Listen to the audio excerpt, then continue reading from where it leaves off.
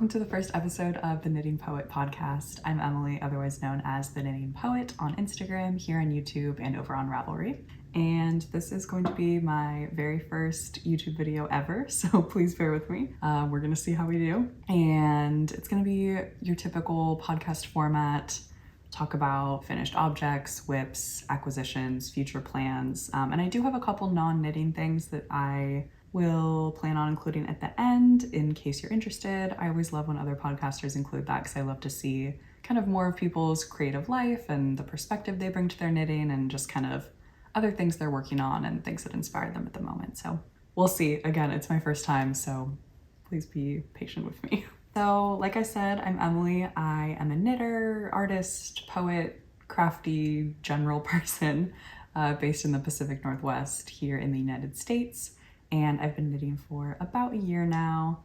My grandma taught me to knit when I was really little, like literally just the knit stitch, but I've been knitting seriously, or rather knitting took over my entire life this time last year, so kind of very end of 2024, and I haven't stopped since. So let's just dive right in. First things first, what I'm wearing. This is the PetiteKnit Cloud Blouse, knit in Majo Garn Puno Fine in the color 201 light pink, I believe. I am wearing it backwards. I did finish this kind of at the end of summer, I believe. And I will talk about this a little bit more in kind of future plans, but I do think I'm gonna undo the body a little bit and add some more length, do a smaller size for the ribbing. And I'm also just finding that like I maybe don't love German short rows on me. I really like a high neck. Like I kind of enjoy when things naturally fall backwards instead of like slouching forward. So I haven't really been wearing this, that all to say that, but I threw it on backwards today by accident and I was like, oh, I actually like this better. So we'll see. The front of the roll neck on the collar also just doesn't look as nice as it does on the back for some reason. So we'll see. I'm going with it. Okay, let's start with finished objects. The first thing that we have to discuss is my Kilometre scarf by Florence Miller, which I just love this so much. I'll try and insert a picture of me wearing it, but I posted some photos of it on Instagram and all the details are up on Ravelry if you want a closer look. But essentially, here it is. It is this just gorgeous, super clean, polished, like very professional looking double layer scarf. And this is such a great pattern. It was so easy to follow. It was my first time using Turkish cast on and Kitchener stitch, and Kitchener stitch gave me a little bit of a harder time than the Turkish cast on did, but I learned both very easily. The pattern was super clear and I'm so happy with how this turned out. Highly recommend if you just want kind of a long-term mindless project. Yarn is Knitting for Olive Merino and Soft Silk Mohair. The Merino is the color Hazel and the Mohair is Bark. I don't think I have much more to say about that. It's just so nice. Let's see if I can give you a closer look. It's just really, it's a lovely pattern. I'm so happy that I knit it and even happier to have it done and in my wardrobe for winter. Okay, next item and last finished object, 2 total, is my Harriet sweater, which is my pride and joy. I'm so proud of her. Where to even begin on this? This was my first colorwork project ever. It is quite a large garment, so I'll add a photo of me wearing it so you can see the whole thing, but yeah, this is huge. It turned out so oversized and cozy and comfy, and I purposely made it really long and wide and baggy, and it is just so much better than I even hoped for. So I'll try and give you a bit of a closer look at the color work, but again, I'll try and add a photo. Hopefully you can see that. It's so great. Okay, what about it? Harriet sweater by Knit, and the yarn I used is Moonshine worsted in the color Espresso. Scraps from my Cloud Blouse for the lighter pink color. Again, Majo Garn Puno Fine in color 201 light pink, And then the darker pink is Knit Picks Wool of the Andes in Blossom Heather. And I'm so happy with this. I did knit 9 different swatches before starting this because I wanted to get a little bit of practice with stranded color work before actually jumping into the sweater. And then I also just had a really difficult time nailing down my gauge and color combination. So I think it was like the first 3 or 4 swatches were just testing out different colors. I feel like this color combo, this brown with pink, is like speaking to my inner child. She would be so happy. This was like the colors of my bedroom when I was younger. I feel like my whole wardrobe was brown and pink when I was a little girl. So I love this sweater. I'm so happy to have it. I got to wear it at my in-laws over the Christmas break, and it's just so warm. Oh my goodness, this is such a warm garment. I knit this so far off gauge.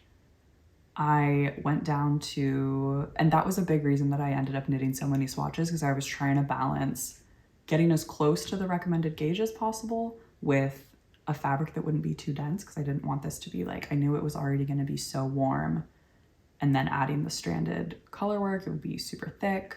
So I was trying to balance getting close to the recommended gauge without making like too dense of a fabric. So I think I ended up going for the second size, which is quite a bit smaller than the size that would be recommended for my bust measurement, but it worked out. It's still quite large. I think I definitely could have gone down to the smallest size, but I was just worried about proportions being that far off, and it was kind of in between. So it worked out. It's super cozy, perfectly oversized. Other modifications, it has you change needle sizes in the collar. You start for the ribbing after you pick up the stitches. It has you start with one size and then go down. I didn't end up doing that. I just did the larger of the 2 ribbing needle sizes and continued the whole way. And I also shortened the collar a little bit.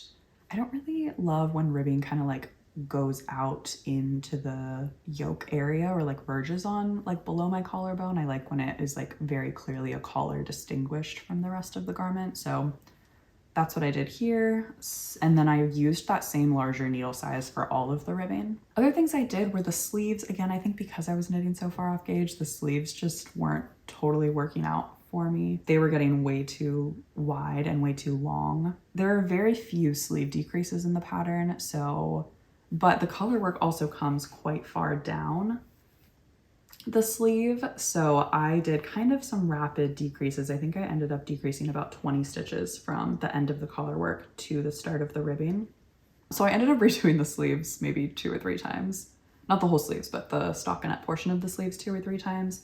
And I was a little bit worried that it would have this kind of like balloon bubble blousey shape, which it does if you're holding it up and looking at it like this, but when it's on, it looks totally normal. And I think that the cuffs cinch it nicely. I can still push them up, but it's not too bad. I really love all this yarn together. I will say the Moonshine is a little bit itchy, which I was not anticipating. I'm not super sensitive to wool. I think in the winter when my skin is a little bit drier, like especially on my arms, I get a little bit itchy, but yeah, I'm definitely like wearing a long sleeve t-shirt under this, which is totally fine.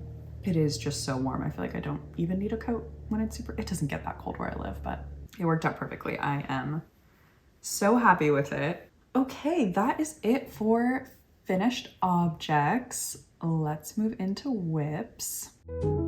First one is almost done. This is so close to being done. I literally just need to block it. I think I even weaved in all the ends. Wove. I think the ends are taken care of already. So little backstory on this one. This is actually the first sweater that I ever knit. It is the Step by Step sweater by Florence Miller. What an angel for creating this pattern and the video tutorial to go with it. Oh my goodness. When I first started knitting, again, only about a year ago, I was so overwhelmed and intimidated by the process of knitting a garment and just did not understand the construction. I'd been trying to do some research and watch tutorials, but nothing was making sense. And then the fact that this was, I think, the 3rd project I ever did. I did the Sophie scarf, an Oslo hat, and then this. So cool. So thank you to Florence. This is my Step by Step sweater. Resurrected. She's back.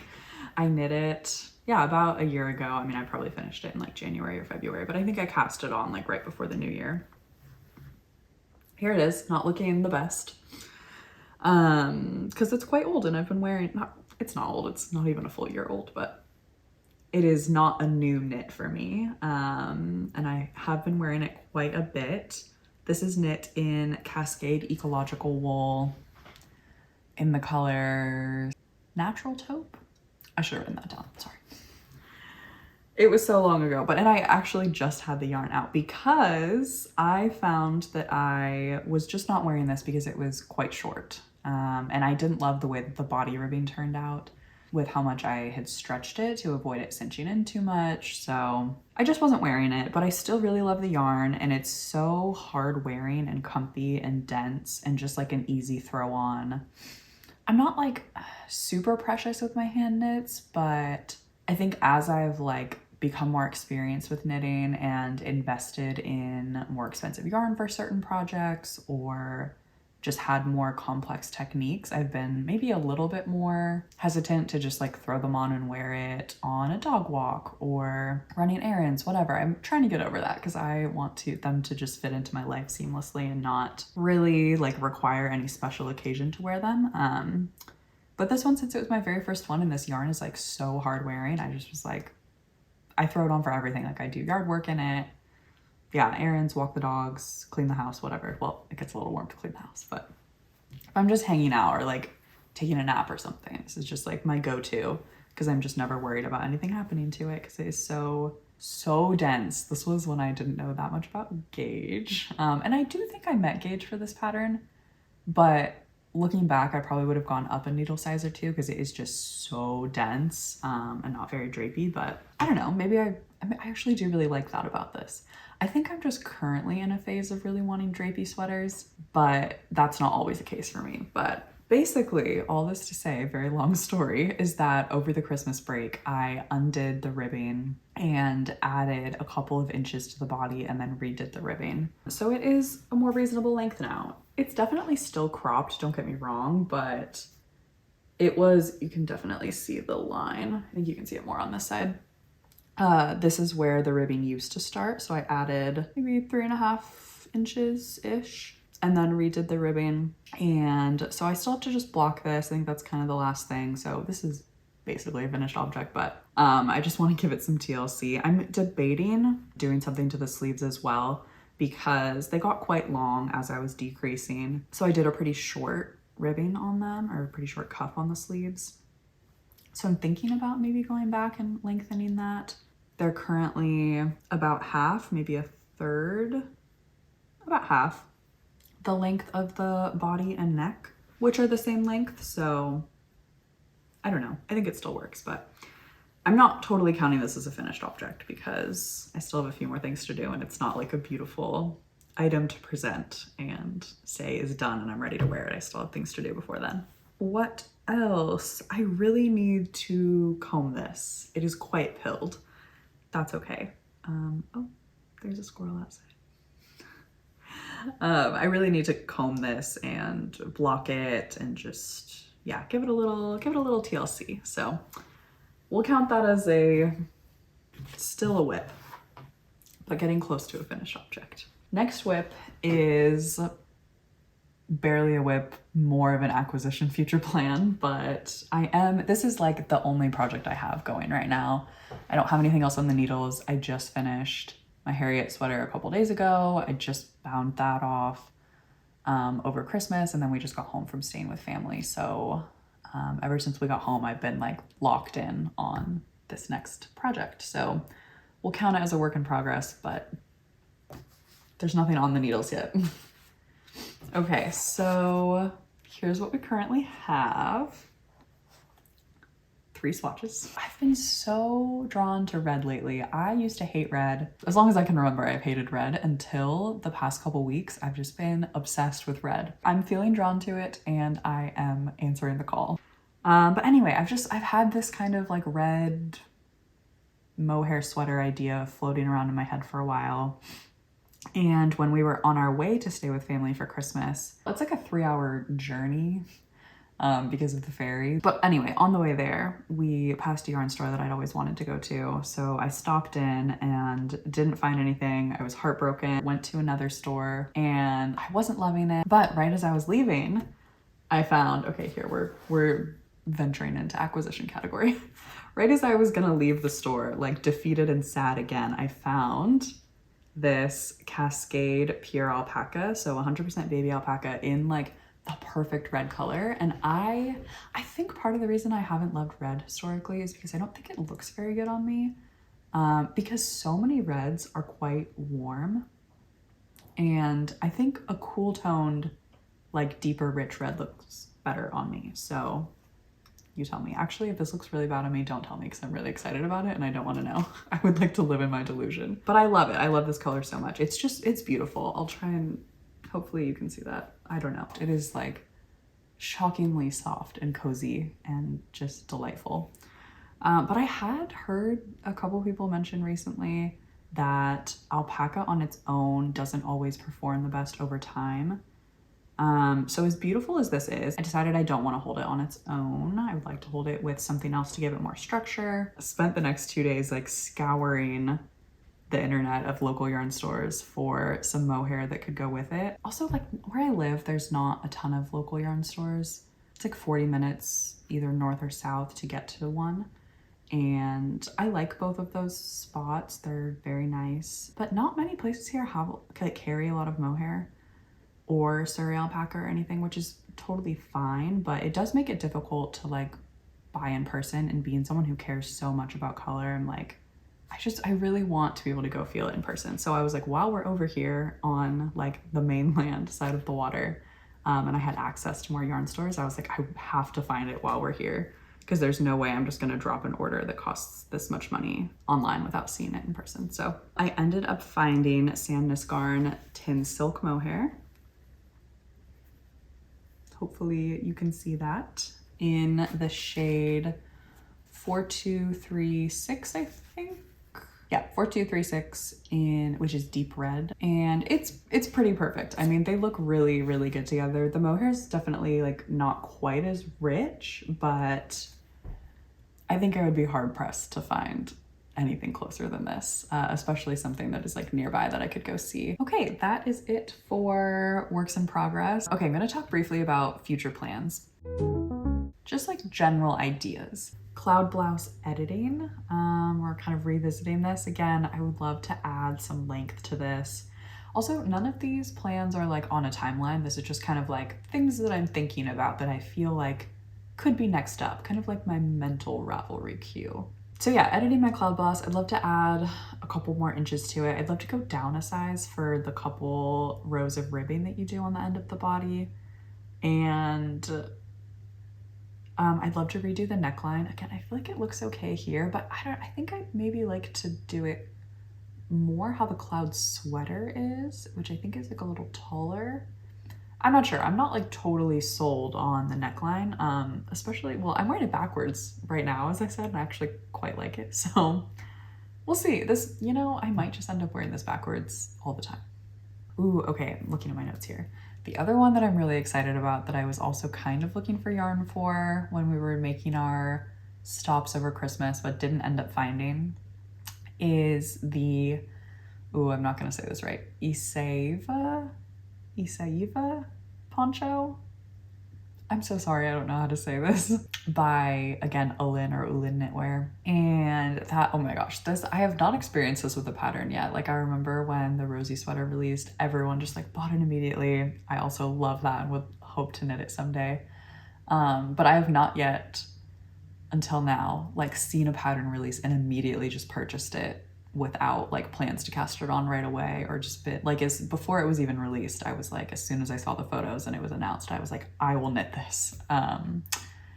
So I'm very excited to knit this. Again, not sure when it's gonna happen. I really want this to be like a deep, rich brown, but on the cool toned side. Cascade 220 could also be a good option. I know they have, I think it's like chocolate heather or something might be good. So we'll see. I gotta think a little bit more about the yarn combo and color that I want for that, but I do want a color kind of similar to her sample photo. because it's just beautiful and I am so excited to have this. I am such a poncho girl, and my mom reminded me when I was telling her that I was gonna start knitting a poncho that when I was younger, my grandma actually knit me a poncho that was like a light purple, and we're trying to see if we can find it. So moving into acquisitions, as I mentioned, I got these two, lots of each. Okay, this is, I'm not a big yarn shopper. Like, I don't like to keep a huge stash. I don't like to really just buy yarn without a plan, or at least like a vague idea, unless I just like get inspired in the moment. I do try and stay open to that. I do like having enough of a stash that if I'm inspired or like between projects or want something else to work on, that like I have enough that I could pull from it. I heard someone explain it kind of like painters keeping paints around, like you can just pull from your materials. So I do like that. All this is to say that there's a lot of yarn sitting right here, which is unusual for me. That's just kind of a preface on my philosophy about buying yarn in general. I by no means usually buy this much yarn. And then with Christmas, a lot of the acquisition things sitting here were gifts. So first thing I have is this Sun-Soaked Sister Sun-Soaked Mohair, which is 72% kid mohair, 28% mulberry silk. This is a 50-gram hank, 459 yards. And this is a hand-dyed colorway by Sun-Soaked Sister. The color is called Mocha Magic, which is just beautiful. Oh my goodness.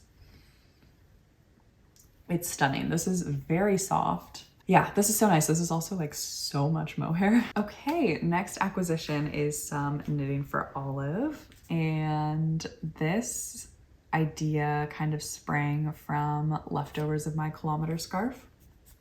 I had quite a bit of mohair left over, almost an entire ball. I should weigh this and make sure I actually have enough for this project, but we'll get there. This is Knitting for Olive soft silk mohair in bark. It's lovely. I love this color. Yeah, I think I used very little of it to finish up the scarf. And then also Knitting for Olive heavy merino in Hazel. So same exact combination as my Kilometre scarf, but the heavy merino instead of the merino. And my plan for this is to make mittens matching my scarf. I think I'm going to do the Pearl Soho, I think it's called like Ultimate Mittens. I think this will probably be my next cast on. Like, I would like to be working on this at the same time as my red sweater, but we'll see. I haven't thought too much about it yet, but that is this plan. I'm very excited about it. And I don't have yarn for this, but I would love to do a matching hat at some point. Okay, these are not for me, but I did purchase them recently, so I will include them. This is Ranching Tradition Fiber, Tobacco Root Valley, Montana Raised and Processed. The colors are Sumac and Madison. And I was in Missoula, Montana visiting my cousin for Thanksgiving. I picked up these two yarns as a birthday gift for my lovely friend Rita, who is the whole reason that I started knitting last year. Her birthday is the day after Christmas, and they are coming to our house for New Year's Eve in a couple days. So, and she loves red. Speaking of orangey reds, this is an orange. This is kind of an orangey red.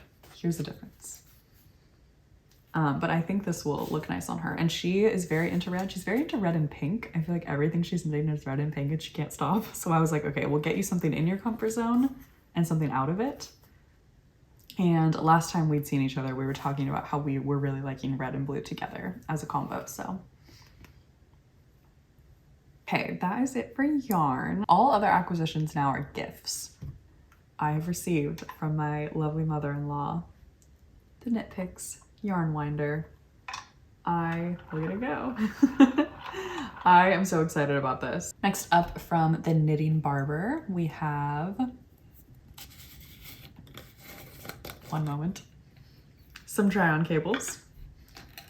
I'm also very excited about this. I haven't taken them out of their little tin yet. My parents just, we had kind of like a belated Christmas with my family since we stayed with my husband's family over the actual holiday. We all saw each other and they came to his house, to his family house, but this was something that my mom gave me. I'm so excited about it.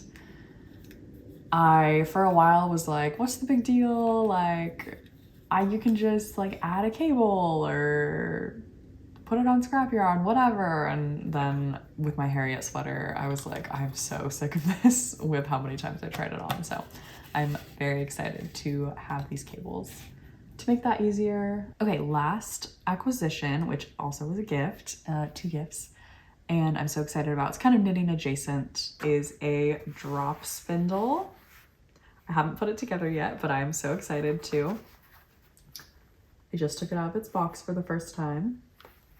It's so nice. This is beautiful. I can't wait to use it. My mom and I have been kind of obsessed with the idea of spinning yarn lately. My mom doesn't knit. It hurts her wrists a lot, but she really likes the idea of spinning yarn. So we are going to take a yarn spinning class together in January, I think kind of the end of January. So I'll definitely share more about that when the time comes. I'm not really sure why we got the itch to start yarn spinning because I haven't even been knitting that long, but I know people joke that it's kind of the natural progression of like, you start knitting, you start spinning yarn, you want sheep. And I am following that path rather quickly. So I'm very excited about that. And then to go along with it is the La Mercerie Year of Fiber. This is the November colorway from Dyed by Hello Lavender. I don't really know anything about this. I've been watching a lot of YouTube videos and tutorials, but I'm nervous and excited. I probably won't use it for a little while because it's so beautiful. I don't know that this is like what I'll practice on. We'll see. I mean, look how gorgeous it is. That's just stunning. Like, I see why people love to just own fiber. It's so beautiful. So that's that. I'm very excited to maybe play with that a little bit. I'm unsure if I'm gonna attempt any spinning before this class that we're taking, but at least I have my supplies now, so I'm ready. Okay, that is it for acquisitions. And then last topic, this is gonna be non-knitting. So if that does not interest you at all, thank you so much for watching, especially if you've made it this far. I so appreciate you taking the time to watch my very first video, first YouTube podcast. I'm very excited to find more of that community here. So thank you so much for watching. If you're not sticking around, I will see you in the next one. If you are, I just have 3 very small things to chat about that are still kind of crafty, hand making related. The first one I did not personally make, but I did advise from some creative direction standpoint, but my husband made this, he gets all the credit. And it is this beautiful, I think it's an elk antler knife. Let's open it up carefully. Look at that. I feel so weird holding this. Usually I'm holding a knitting needle and now I'm holding like a giant knife. It's not that big, but he made this as a Christmas gift for our friend who is the husband of the friend that I purchased this yarn for. So, and she also has a gift in this segment coming up. So every gift we gave for Christmas this year is handmade in some capacity, so, or is, you know, hand making related. So I'm very excited for him to give this. I am just so proud of my husband. He's never done anything like this before. It was totally spontaneous. I also took some photos of it. I will try and put it up on the screen so you can get a closer look. Yeah, neither of them have ever done this before. They kind of just like made it up one day and my mom and I were hanging out and then we all met up for dinner and they were like, we made a knife. And I was like, oh my gosh. So it's so cool. It's so beautiful. Neither of us made the sheath, but I would love to do that at some point. Like looking at how this is constructed, I feel like we absolutely could if I just like found some thick leather. It came with the blade. So that part is not handmade, but that's okay. It's still really fun and beautiful. And I'm just so proud of him and I can't wait to see him gift this. I think this is maybe the first handmade gift he's ever given. And he knocked it out of the park. Where like the bar is high for handmade gifts for him now. So that's really fun. Okay, next up for my friend. So this is for her birthday. Her name's Rita. For Rita's birthday, she's getting the yarn. And for Christmas, I am making her a project bag. So I got this, it's got dog hair all over it. I have this is going to be the exterior and then this for the lining. So yeah, the dark purple kind of matches the like little vine pattern on the exterior fabric. These are both 100% cotton. I think they're both from Keepsake Calico quilt fabric, I think. Yeah, I believe so. I had made a project bag for myself. Do I have it here? No. I had made a project bag for myself as kind of my first sewing project. Again, I'd learned a little bit to sew as a kid. My grandma was an amazing sewer, seamstress. My grandma could sew very well and made beautiful clothes. And my mom also is a great sewer and has like hemmed my jeans over the years and made curtains and mended things and whatnot. So I knew a little bit, but she gave me my grandma's sewing machine recently from I think like the 70s or 80s. And I got inspired to try it out, and I had thrifted this quilt and thought it would make a really cute project bag. So I ended up making myself a project bag out of this thrifted quilt, and Rita loved it so much, and I thought it would be fun to make her a similar one. So I will be quilting this myself. I'm not gonna do like actual quilt squares or anything. I'm just gonna I have like fusible fleece to put between them, and then I'm just gonna kind of like do, I think, probably vertical lines to give it a little bit of texture. But I'm very excited about this. Is she coming over in 3 days and I haven't started? Yes. Am I worried about this? I'll say yes. It's gonna be fine. I'm gonna ask my mom to come over and help me. Okay, so for Christmas, we really wanted to do fewer gifts this year, but handmade, thoughtful, and very like intentional and handcrafted from the heart. So what we made for, well, what I made, my husband creative directed. No, this was a fun project for me. I'd never done anything like this. I made a set of hand-painted ornaments for each of our parents, which was really fun for me. My husband helped from kind of a encouragement standpoint and helping me pick colors and like figure out techniques, and like when I was struggling with like how the paint was working on the glass ornaments so some of that like logistical stuff he was a big help with. But it was really fun for me to just kind of like take this vision and run with it and like not put too much pressure on myself. If I haven't already, I'll put some photos up on the screen of the ones that we already gave to our parents, which they loved so much, and it was so much fun to see them open it and be like, oh my gosh, I can't believe you painted this. Again, I definitely do consider myself like a creative person, artist. I feel like I get really uncomfortable when I say that word about myself. I'll be like, I'm an artist, maybe, kind of, not really. I don't know. I've always been interested in the arts and like doing all sorts of craft and art mediums and things, but I've always struggled with paint so much. Like it's just never clicked for me. And I just kind of let myself, like, I don't know, for some reason the stars aligned. Maybe it's being off of work for 2.5 weeks over the holidays, but the stars aligned and I just like, somehow the pressure went away for this project and it was just so much fun. And I feel like I really understood it a little bit better. I had taken painting classes back when I was in design school, but also really struggled there. That was like by far the hardest class for me. It's probably really predictable to people who are experienced, but I have a hard time feeling like it's predictable and like I know what I'm doing. But anyway, I'm in the middle of making 4 more. I'll hold them up 2 at a time. So these 2 are done, ready to be wrapped. Got my little initials and year on the bottom, and then I actually stuffed them with cotton balls. I don't know if you can see inside there. One, because okay, so this is my first time ever painting ornaments, so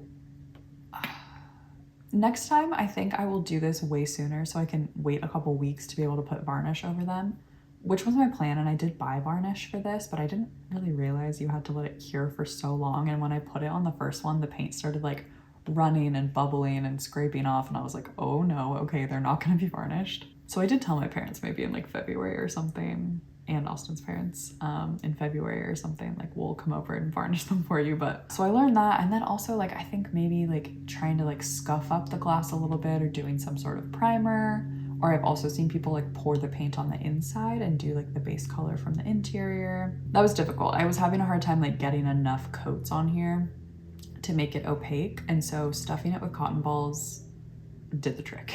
You like couldn't see like light streaks through it anymore, which I think, yeah, I don't really see anything through it, obviously like the top, but that'll get covered with the little hook and top thing for it. So that it ended up really going really well, and I feel like it also just gives them like a little bit of a nice weight and makes me feel like they're not going to break as easily. So yeah, that was nice. I'm glad that I ended up doing that. That was another thing that my husband helped with coming up with the idea for, but I'm so happy with how they turned out. Like, I don't know if this one's my favorite, but it was fun. I tried to do like at least one in each set that brings all of the colors that I used together, so it feels a little bit more cohesive. The bird one is my favorite. This one's kind of a direct copy of one of the others because I loved it so much and wanted to like do this little kind of like folk art style bird again. But all the rest are completely unique, and I've kind of just been like making them up as I go along. Here are the two unfinished ones that I'm gonna finish today. This one also is similar to one in the other set. This one I don't really know what it's gonna be. I just started with these brush strokes, you know, they're like a little bit questionable. I'm not really sure what this is gonna turn into. And then it's fun to like add like big satin bows on them and like similar colors to kind of tie it all together and like add another dimension of fun color. So, okay, well, I think that is everything. I've certainly talked your ear off quite enough for the first episode. I feel like I had a lot to discuss that I've just been like saving up and waiting of like, I need to talk to someone about this. And then finally, here you are, I can talk to you about everything that's been on my mind. I think that's it. I don't know when the next one will be. Hopefully a couple weeks from now. Not sure the cadence that is gonna feel comfortable, but I'm gonna just see how it goes. I would love to connect with you on Instagram. I do update that. Not every day, but most days. I'm a lot more active all over on there, and have just loved getting to know everyone and seeing what y'all are working on and meeting new people and getting inspired by all of my fellow new knitting friends. So I think with that, we'll wrap it up. But, oh, and I hear my dogs on the move up there. So that's my cue that they need some playtime, because I have certainly hogged the downstairs for long enough. So thank you so much for being here and watching and sticking with me through it. Hopefully the audio and everything and video sounds okay. I'm just using my phone, but if this ends up being something that I want to keep doing, I will absolutely invest in some better equipment to make it more enjoyable for you to watch. But with that, I think I will sign off. But again, thank you so much for watching. I will definitely be back with more videos. I'd love to do a stash tour, kind of some like new plans, maybe like winter plans, spring plans, everything I knit in 2025 potentially, if I get around to it. So yes, I have lots of ideas of new videos to share. So I'd love if you subscribe and followed along. We can stay connected. And I'd love to hear what you're working on in the comments, or just anything. If you've knit any of these patterns, if you've used any of this yarn. Okay, but that's it. Certainly I've said enough now. So goodbye, thank you so much, and I'll see you in the next one.